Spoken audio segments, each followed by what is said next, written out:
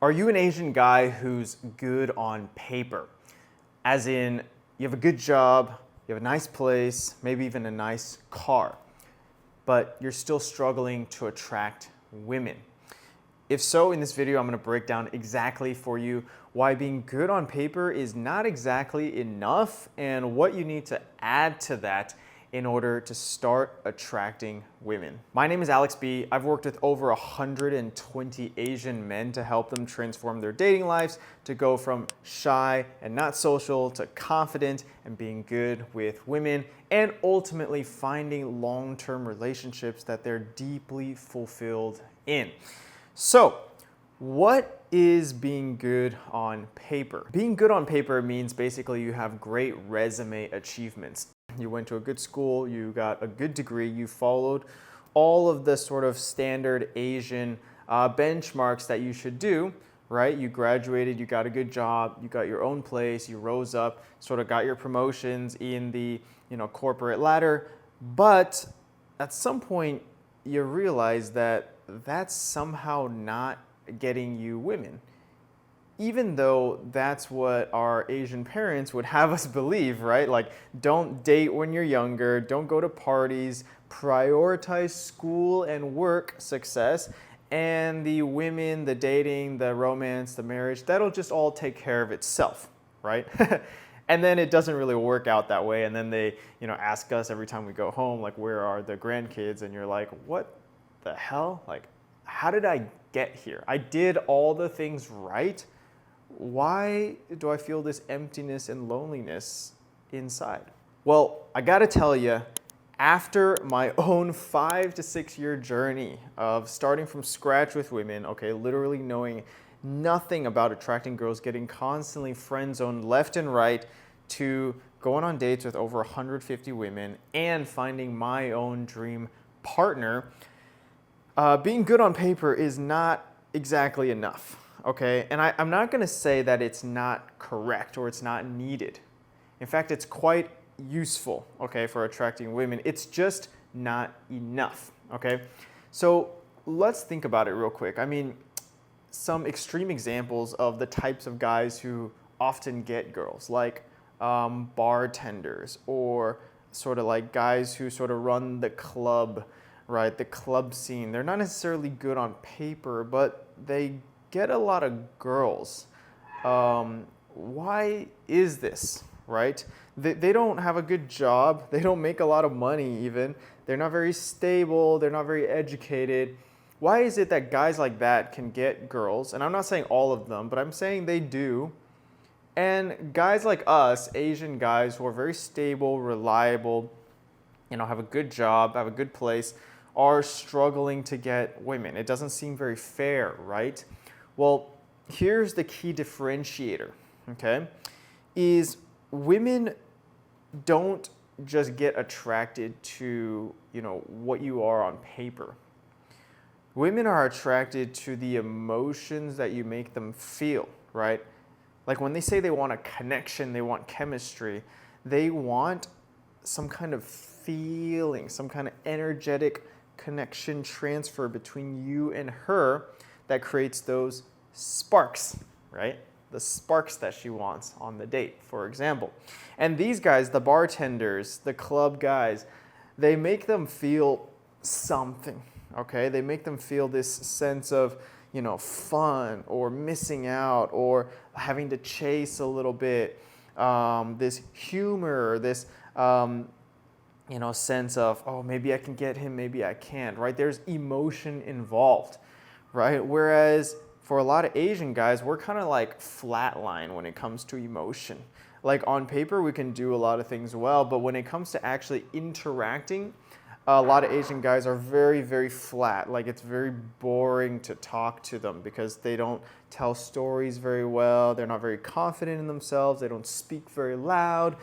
They don't tease the girl. They don't create any sort of back and forth with the girl that's fun, that can be latched onto, right? That leaves the girl wanting more.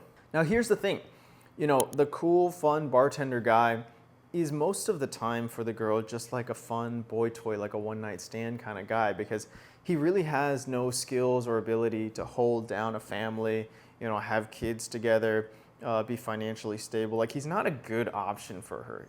He's just a temporary option for her because it's fun for like one night.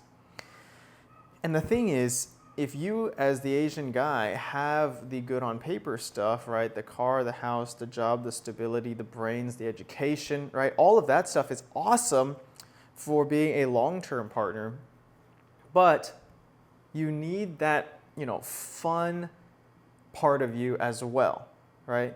To get her in the door, right? You need to be the guy who she would have a one-night stand with, and then she's like, damn, this guy's actually great material for building something long-term together. Because truly high-quality girls, truly high-quality girls that are mother material, wifey material, okay, are going to be looking for both, okay? They don't want just the stable guy who never makes them feel something, isn't fun, electric, in conversation, nothing comes up. That guy's very stable, but he's very boring to interact with on a day-to-day basis.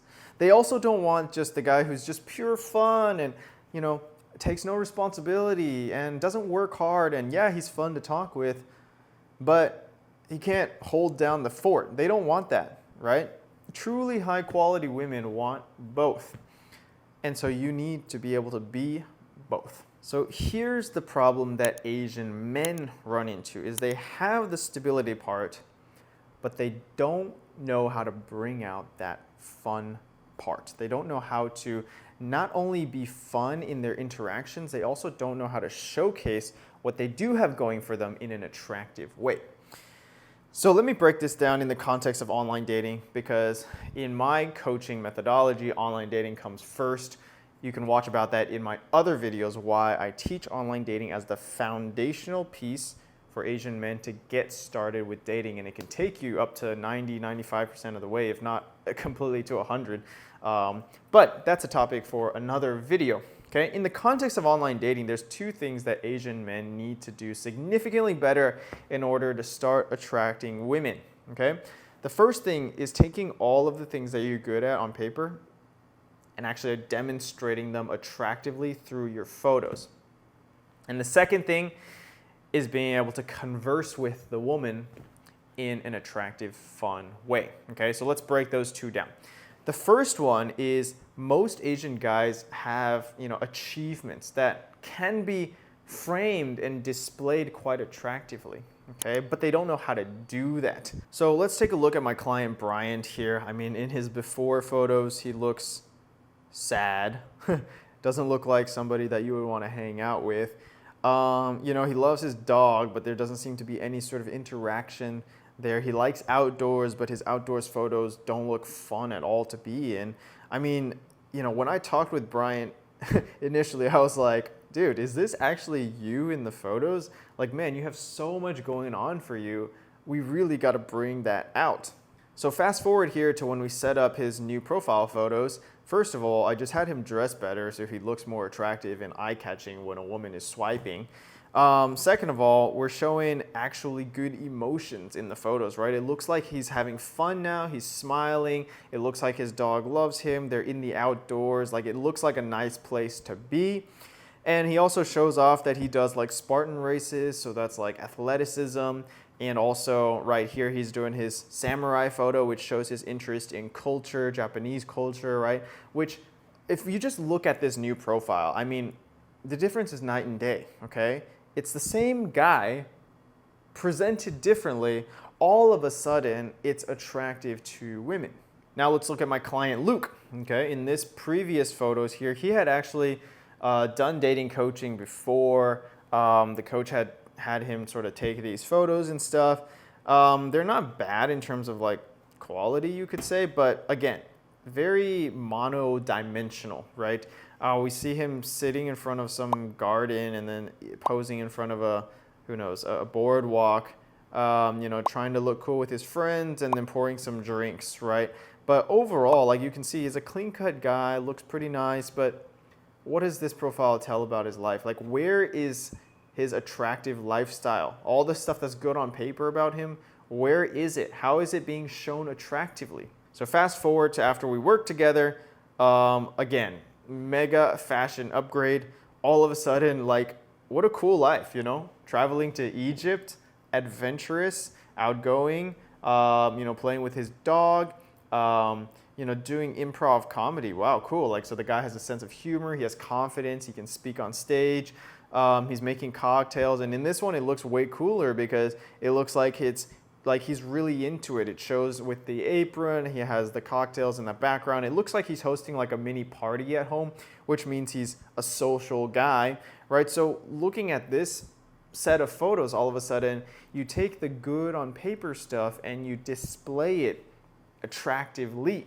So once an Asian guy can take his good on paper stuff and actually display it attractively on his profile photos, he's gonna start getting overwhelmed with matches. I mean, it happens with all of my clients, literally, okay? Now, the thing is, in order to start getting dates, you need to also be able to talk to them in an attractive, fun way, right? If you talk to them like LinkedIn, like, hi, Susie, I really like your photos. Hi, is that your dog? Right? Which is how, let's be honest, majority of men text like that, even Asian guys, even other non-Asian guys, right? I want you to think like when you're texting a girl, you cannot be texting her like the good on paper guy, like the LinkedIn resume guy.